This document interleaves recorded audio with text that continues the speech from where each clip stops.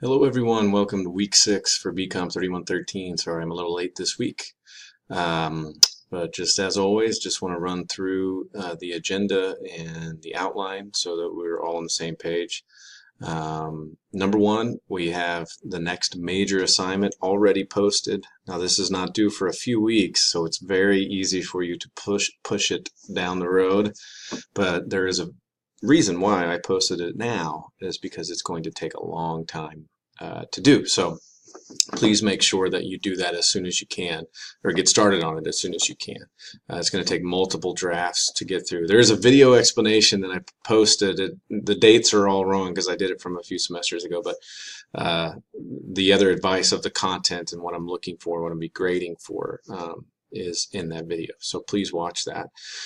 Chapters 8 and 9 reading assignments, as well as the lecture videos I worked so hard on. Please watch those. This is starting this unit on all different types of business communication situations that you'll find yourself as a professional. Those of you already out there working, you're going to recognize a lot of this stuff.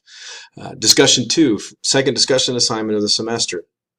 It'll be on the discussion board. It is a real life delivery of bad news, which is kind of out of chapter 9, and obviously those of you that have to do that professionally, very hard.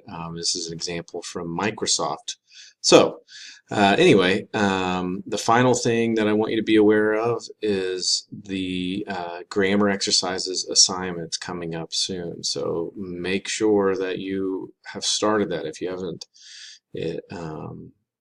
it's an all or nothing deal, and it takes, it's an adaptive software. So if you get some questions wrong, it's going to take you longer than people that maybe don't struggle as much with their grammar. So if you wait till the last minute to start it, there's a good chance you won't be able to finish. And so all or nothing means you could start it and spend 2 hours working on it and not get it done and get 0 out of 100 points. That's 10% of your course grade. I don't want that to happen for anyone.